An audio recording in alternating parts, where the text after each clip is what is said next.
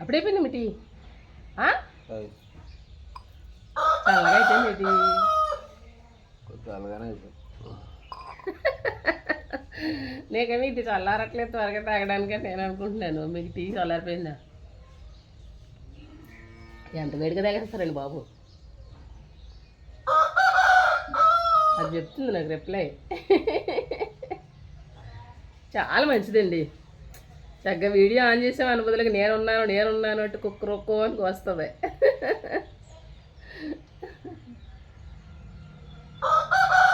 అదిగో విన్నారా?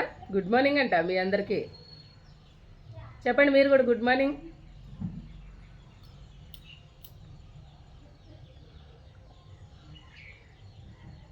రేపు టయానికి ధూమ్ధామ్ బయలుదేరిపోతాం అనమాట. అడావిడిగా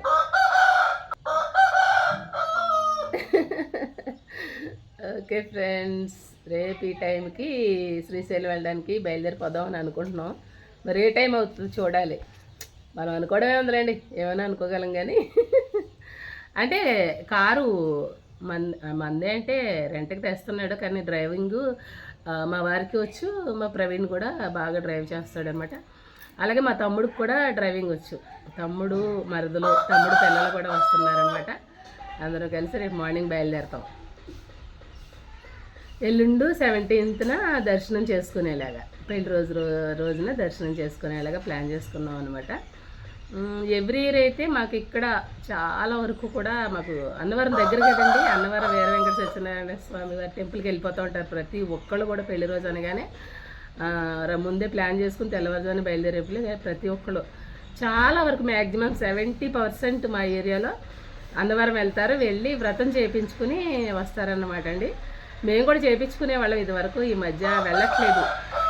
ఆ వ్రతంలో ఒక 2-3 అవర్స్ కూర్చోవడం కూడా కొంచెం ఇబ్బందిగా అనిపిస్తుంది అనమాట. మా వారు చాలా ఇబ్బంది పడిపోతున్నారు. అందుకని చెప్పేసి వెళ్ళట్లేదు. తిరుపతి వెళ్ళి దర్శనం చేసుకుని వచ్చేస్తున్నాం వెంకటేశ్వర స్వామి వారిని. ఈ ఈరైతే ఆ శ్రీశైలం మల్లికార్జున స్వామి వారి దర్శనానికి వెళ్ళాలి అని అనుకుంటున్నాం. ఆ స్వామి దయ, ఆ స్వామి అనుగ్రహం, క్షేమంగా వెళ్ళి లాభంగా వచ్చేయాలని మీరందరూ బ్లెస్ చేయండి. ఓకేనా? వీడియో ఆన్ చేశాను అనుమతిలోకి నేనున్నాను అంటూ పలకరిస్తుందండి మిమ్మల్ని. మోగజీవాలే చాలా బెస్ట్ కదండి. మనకన్నా అవి చాలా అంటే చాలా బెస్ట్ అనమాట.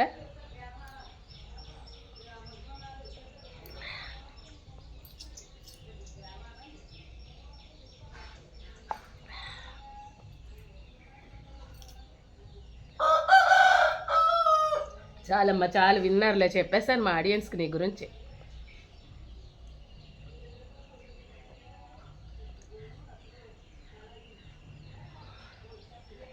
అయిపోయిందండి.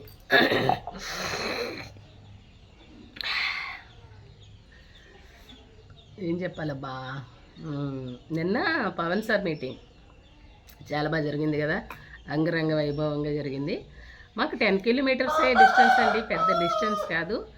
కానీ మా సెంటర్లో, మా దివిల్ సెంటర్లోనే వాహనాలు రాకపోకలు చాలా క్రౌడ్ ఉండిందంట. నేను మా వారిని అంటే నిజంగా తీసుకెళ్తారని కాదు, కానీ ఎక్కడో దూరంగా అయితే ఎలాగో వెళ్ళలేం కదా. మన దగ్గరలోకి వచ్చినప్పుడు కూడా వెళ్ళలేకపోతే ఎలా అండి, మనం వెళ్దామండి అని జోక్ చేశాను. ఎక్కడికి వెళ్తావు, దివిల్లోనే కాలు కదపడానికి చోటు లేకుండా వాహనాలు రై మంది తిరుగుతున్నాయి, పిఠాపురం వెళ్తుందంటే ఈవిడనేసి కసురుకున్నారు. భలే నవ్వొచ్చింది నాకు. ఆయన తీసుకెళ్తే మాత్రం అలాంటి మీటింగులకి అంత క్రౌడ్లోకి మనం వెళ్ళగలమా చెప్పండి. నేనైతే అసలు వెళ్ళలేను. నేను టెంపుల్కే ఎక్కువ క్రౌడ్ ఉన్నప్పుడు అస్సలు వెళ్ళలేనండి. తక్కువ జనాలు ఉన్నప్పుడు వెళ్తాను. ఎందుకంటే దాని అర్థం క్రౌడ్ ఉన్నప్పుడు వెళ్ళకూడదా మేడం అని కాదు, వెళ్ళచ్చు. కానీ క్రౌడ్ లేనప్పుడు వెళ్తే మనం ప్రశాంతంగా వెళ్ళి ప్రశాంతంగా వస్తాం అనేది నా అభిప్రాయం అనమాట. క్రౌడ్ ఉన్నప్పుడు వెళ్ళామంటే గోల గోల గోల, ఒక రామ ఉండదు, ఒక కృష్ణ ఉండదు. ఇంటి దగ్గర విశేషాలన్నీ అక్కడ చెప్పుకుంటూ ఉంటారు. వీళ్ళ కాలు తగిలిందని ఒకళ్ళు, చేయి తగిలిందని ఒకళ్ళు, కాలు తొక్కేశారని ఒకళ్ళు, తోసేశారని ఒకళ్ళు తగులు పడుతూ ఉంటారండి. ఇవన్నీ మన మైండ్ని డిస్టర్బ్ చేసి భగవంతుడి మీద మన దృష్టి కేంద్రీకరించకుండా చేస్తాయనేసి నా అభిప్రాయం అనమాట. అందుకని నేను ఎప్పుడు క్రౌడ్ ఉన్న చోటుకి చాలా తక్కువే వెళ్తూ ఉంటాను. అలాంటి మీటింగ్కి మనం ఎక్కడ వెళ్ళగలని చెప్పకండి. అక్కడికి వెళ్ళా నిజంగా అవన్నీ మనం అంత ఇదిగా వినగలమా? అస్సలు వినలేం కదా జనాలు గోల్లబడి. ఇంట్లో చక్కగా టీవీ పెట్టుకుంటే చాలా చాలా అంటే చాలా మంచిగా మాట్లాడారు. నిజం చెప్పాలంటే ఆయన మాట్లాడేది భవిష్యత్ తరాల గురించే ఉంటుందండి. ఆయన ఆలోచనలన్నీ కూడా ప్రజెంట్ నేను నెగ్గాను, మళ్ళీ నెగ్గేయాలి, ఓటు బ్యాంక్ పెంచుకోవాలి అన్న ఆలోచనతో ఎప్పుడు మాట్లాడరు ఆయన. నేను ఈ పార్టీ ఆ పార్టీ అని కాదండి, నాకు ఆయనలో నచ్చింది ఏంటంటే భవిష్యత్ తరాల గురించి ఎక్కువ ఆలోచిస్తూ ఉంటారు ఆయన. అలాగే ఆయన చెప్పిన కొన్ని పాయింట్స్ మామూలుగా అయితే సామాన్య ప్రజలకి అర్థం కావయ్యి. ఆయన చెప్పిన కొన్ని పాయింట్స్ ఉన్నాయి మరి ఒక్కొక్కళ్ళ దగ్గర నుంచి ఒక్కో నీతిని ఒక్కో మంచిని నేర్చుకున్నారు ఆయన. నిజంగా పుస్తకాలు చదివిన జ్ఞానం ఎక్కడికి పోదు అని అంటారు కదా, నిజంగా ఆ పుస్తకాలు చదివిన ఆ జ్ఞానం అయితే నాకు ఆయనలో ఎప్పుడు ఎప్పుడు చూసినా ఆయన మాట్లాడేది ఎప్పుడు విన్నా కూడా చాలా అంటే చాలా అర్థవంతంగానే అనిపిస్తుంది అనమాట. మళ్ళీ అనుకుంటాను ఇంత జనం వెళ్ళారు కదా వీళ్ళందరికీ ఈయన చెప్పే మాటలు అర్థమవుతున్నాయి అని చెప్పేసి. అర్థం కావు అని కాదు కానీ కొంచెం సామాన్యులకైతే కొంచెం అర్థం కావు. ఎప్పుడు చెప్పుకునే మన రొటీన్ డైలాగులు ఇవే తప్ప భవిష్యత్తు గురించి, భవిష్యత్ తరాల గురించి, పిల్లల గురించి, అలాగే మన యువత, చదువుకున్న యువత విదేశాలకు వెళ్ళి జాబ్ చేసే అవసరం లేకుండా మన దేశానికే మిగతా వాళ్ళు వచ్చి చేసుకునేలాగా చెయ్యాలి అని చెప్పారు చూడండి. ఆ పాయింట్ నాకు ఎంత కనెక్ట్ అయింది అంటే నిజంగా అవునండి. మీరు అనుకుంటారు, చాలామంది అనుకుంటుంటారు వాళ్ళ కొడుకు విదేశాల్లో ఉన్నాడు, వీళ్ళ కొడుకు విదేశాల్లో ఉన్నాడు అని చెప్పేసి. ఏం సుఖం అని చెప్పండి. ఇక్కడ తల్లిదండ్రులు ఉండి పిల్లల్ని చూడలేకపోతున్నామని వీళ్ళు బాధపడ్డాం, అక్కడ వాళ్ళు బాధపడ్డాం. నేను రీసెంట్గా ఒక అబ్బాయిని అడిగాను అనమాట. అయితే విదేశాల్లో కాదు, తను దూరంగానే ఉంటున్నాడు, జాబ్ చేస్తున్నాడు, జస్ట్ మ్యారేజ్ అయ్యింది, వెంటనే పంపించేశారు, అక్కడ కాపురం పెట్టేశారు. తనని అడిగాను అనమాట. చిన్నప్పుడు బాగా నాతో క్లోజ్ ఉండేవాడు. వాడికి పుస్తకాలు కట్టలేయడం దగ్గర నుంచి స్కూల్కి వెళ్ళేటప్పుడు ఏమన్నా వాళ్ళకి తెలియనివి ఉంటే చెప్పడం, చిన్న చిన్న ట్యూషన్ లాగా చెప్పేదాన్ని అనమాట. వాడు మ్యారేజ్ అయినప్పుడు నేను అడిగా, చిన్నప్పుడు విషయాలన్నీ చెప్తున్నాడు అనమాట. అంటే చాలా సంవత్సరాల నుంచి చదువుకుంటూ దూరంగా ఉన్నాడు, వీడికి ఇవన్నీ గుర్తుంటాయా అని అనుకున్నప్పుడు అడిగాను, ఏమని ఇక అన్నీ భలే గుర్తున్నాయిరా ఏంటంటే, ఎందుకు గుర్తుండవు శ్యామలక్క, అన్నీ గుర్తుంటాయి, అందరూ గుర్తొస్తారు. ఒక్కోసారి అనిపిస్తూ ఉంటుంది ఏం జాబ్ ఇది, ఎందుకు ఇక్కడ ఉన్నాను, ఏం జీవితం ఇది, అందరూ మన వాళ్ళందరూ అక్కడ ఉన్నారు, అమ్మ నాన్న అక్క చెల్లి తమ్ముడు అత్త మామయ్య అందరూ ఊళ్ళో ఉన్నారు, నేను ఎందుకు ఇక్కడ ఒంటరిగా ఉన్నాను, ఎన్ని డబ్బులు వస్తే మాత్రం ఏం ప్రయోజనం అనేసి ఒక్కొక్కసారి చాలా విరక్తి కలుగుతుంది అక్క అని చెప్పాడనమాట. నిజంగా నాకు అనిపించింది. మనం అనుకుంటాం ఏంటంటే వాళ్ళు అక్కడెక్కడో జాబ్ చేస్తున్నాడు, లక్షలు సంపాదించి పంపిస్తున్నాడు, ఇక్కడ తల్లిదండ్రులు భూములు కొంటున్నారు, అవి కొంటున్నారు, ఇవి కొంటున్నారు అంటారు కానివ్వండి, ఏం చేసుకుంటారండి ఈ భూములు ఆస్తులు? ఉన్నంతలోని కలిసిమెలిసి హ్యాపీగా తల్లిదండ్రులతో అక్క చెల్లెలతో అన్నదమ్ములతో కలిసిమెలిసి ఉండడం కన్నా ఈ భూముల ఆస్తులు ఏం చేసుకుంటారు అని అనిపిస్తూ ఉంటుంది అనమాట. నేను అందుకే తెలుసుకుంటూ ఉంటాను, కొంత దూరంలో ఉన్న వాళ్ళని అడిగి తెలుసుకుంటూ ఉంటాను, లవ్ మ్యారేజెస్ చేసుకున్న వాళ్ళని కూడా కొన్ని అడుగుతూ ఉంటాను నేను డౌట్స్. ఎలా ఉంది మీ లైఫ్, అంటే పెళ్ళికి ముందున్న ప్రేమ పెళ్ళి ఉండదు అని అంటుంటారు కదా, ఇలాంటి విషయాల గురించి వాళ్ళు కలిసినప్పుడు అడుగుతూ ఉంటే. అలాగే ఒక తమ్ముడిని ఒకసారి అలాగే అడిగాను, తను లవ్ మ్యారేజ్ చేసుకుంటే కొద్ది రోజులు ఇంట్లోకి రానివ్వలేదు, తర్వాత రానిచ్చారు, ఇప్పుడు అంతా ఓకే. తమ్ముడు పెళ్లి తర్వాత ప్రేమ తగ్గిపోద్ది అంటారు కదా, అది నిజమేనంటే అలా ఏం లేదక్క, రోజు రోజుకి పెరుగుతూనే ఉందని చెప్పాడు అనమాట. అలాగా రియల్, మన రియల్ కావాలి మనకి, రీల్స్ కోసం జోకుల కోసం మాట్లాడేది మాటలు కాదండి. వాళ్ళు కూడా చాలా హ్యాపీగా చాలా అన్యోన్యంగా ఉన్నారనమాట. ఇది జాబ్ చేసే వాళ్ళ గురించి. అలాగే అవును మేడం, డబ్బు ఏం చేసుకుంటారు, ఆశలు ఏం చేసుకుంటారు అంటారు, మళ్ళీ మీరే అంటుంటారు కదా డబ్బు ఉన్న వాళ్ళకి వాల్యూ, డబ్బు లేని వాళ్ళకి వాల్యూ లేదని చెప్పేసి. కరెక్టే, అది కూడా నిజమే. ఇప్పుడు ఏంటంటే నిన్న కరెక్ట్ అనిపించింది, ఈరోజు రాంగ్ అనిపిస్తుంది, ఈరోజు రైట్ అనిపించింది, ఈరోజు రైట్ అనిపించింది, రేపు రాంగ్ అనిపించవచ్చు, రేపు రాంగ్ అనిపించింది వెళ్ళింది రైట్ అనిపించవచ్చు. ఏం చెప్పలేము, మార్పు అనేది మానవ సహజం అనమాట. సందర్భాన్ని బట్టి మన అభిప్రాయం కూడా మారిపోతూ ఉంటుంది అనమాట అండి. అభిప్రాయం అయితే మార్చుకోవచ్చు కానీ మనం మాత్రం మనలాగే ఉండాలి ఎప్పుడు కూడా. ఎవరో ఏదో అన్నారని, ఎవరో ఏదో చేశారని, మనం చేసేది తప్పు కాదు అని మన మనస్సాక్షి మనకి ఎప్పుడు అది తప్పైనా చెప్తుంది, ఒప్పైనా చెప్తుంది. చెప్పినప్పుడు మీ మనస్సాక్షి చెప్పిన మాట మీరు వినండి, మీకు మనసుకు నచ్చిందే చేయండి. చేసేది మంచి పని అనుకున్నప్పుడు ఎవరు ఏమన్నా సరే వెనక్కి తగ్గొద్దు, తగ్గేదేలే. నేను ప్రస్తుతం దీన్నే ఫాలో అవుతున్నాను. కాకపోతే ఇదివరకైతే ఎవరైనా ఏదన్నా అన్నారనేసరికి కొంచెం భయంగాను బాధగాను అనిపించేది, కొన్ని సందర్భాల్లో మానేసిన సందర్భాలు కూడా ఉన్నాయి. కానీ ఇప్పుడైతే స్ట్రాంగ్గా రెడీ అయ్యానండి. ఎందుకంటే ఇదంతా కూడా మీరు ఇచ్చిన సపోర్ట్ అనమాట. ఎందుకంటే నేను చేసేది తప్పు కాదు, నేను మాట్లాడేది లైవ్లో చెప్తూ ఉంటారు నాకు పిల్లల మీ నుంచి చాలా నేర్చుకుంటున్నాం అమ్మ అని చెప్పేసి. ఒకళ్ళిద్దరు నేర్చుకున్నా చాలు కదండి. ఎవరో ఏదో అన్నారని బాధపడుతూ నేను ఎందుకు మూలలో కూర్చోవాలి చెప్పండి. పొద్దున్నే ఏంటమ్మా మాకు సోదరుకుంటున్నారా? ఏం లేదు, చెప్పాలనిపించింది. పవన్ సార్ మీటింగ్ గురించి అయితే ఇంకా చాలా చెప్పాలని ఉంది.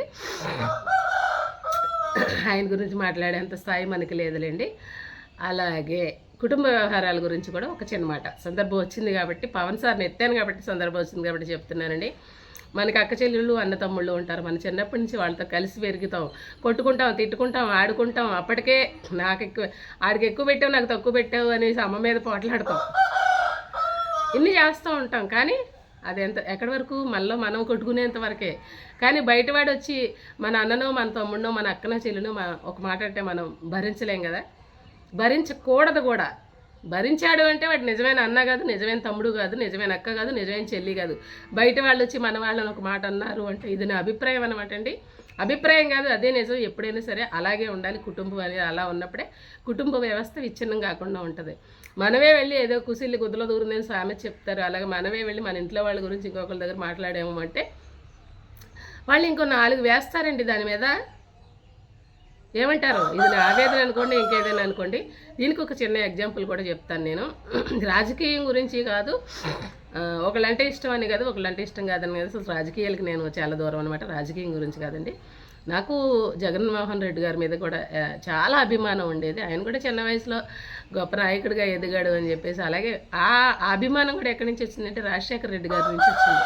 రాజశేఖర రెడ్డి గారు అంటే నాకు చాలా అభిమానం. ఎందుకంటే ఆయన పెట్టిన మిగతా పథకాలు అన్ని మాట్లాడేంత స్థాయి నాకు లేదు. కానీ ఆరోగ్యశ్రీ అనే పథకం చాలా మందిని చాలా విధాలుగా ఆదుకున్నదండి.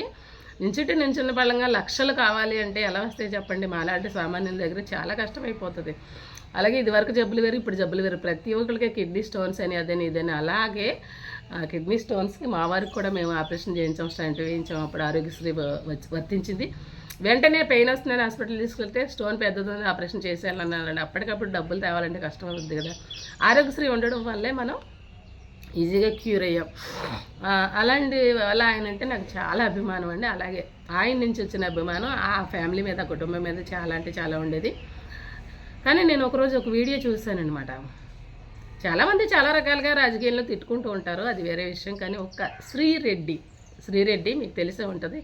శ్రీరెడ్డి అనే ఒక చెత్త మనిషి అనమాట. ఆ చెత్త మనిషి షర్మిలమ్మ గారి గురించి తిట్టిన మాటలు నేను విన్నానండి. పచ్చి బూతులు అనమాట. నేను అలాంటివి నా నోటితో నేను చెప్పలేను. కానీ అంత దారుణంగా తిట్టింది అంటే ఎవరి అండ చూసుకుని, ఎవరి ధైర్యం చూసుకుని తిట్టగలిగిందండి. వాళ్ళ అన్న చెల్లెలకేమో విభేదాలు ఉండొచ్చు, ఉంటే మనం తిడతాం. ఒకవేళ తిట్టారనుకో, తిడతావంటే నువ్వేం చేస్తున్నావు అయ్యా, నువ్వు ఖండించాలి కదా. నువ్వు ఖండించి నువ్వు భయం చెప్తే మళ్ళీ ఇంకొక రోజు తిట్టడానికి తయారవ్వరు కదా. అక్కడ నాకు ఆయన మీద ఉన్న గౌరవం అంతా పోయిందనమాట. నేను అందుకే ముందే చెప్పాను మీకు, మీలో మీరు ఎన్నైనా కొట్టుకోండి, బయట వాళ్ళు వచ్చి మన మీదకి వస్తే, మన అన్న మీదకో, మన తమ్ముడి మీదకో, అక్క మీదకో, చెల్లి మీదకి వస్తే మనం ఎప్పుడూ సహించకూడదు. అలా సహించావంటే నువ్వు అసలు నిజమైన రక్త సంబంధికుడివి కాదు, నిజమైన అన్నవి కాదు, నిజమైన తమ్ముడివి కాదు. ఇది నా అభిప్రాయం అనమాట. దీని మీద మీ అభిప్రాయాలు నాకు తప్పకుండా నిర్భ్యంతరంగా కామెంట్లో తెలియజేయండి. తప్పనిపిస్తే సారీ, ఉంటానేక చాలా అంత ఎక్కువైపోయింది. బాయ్ మరి.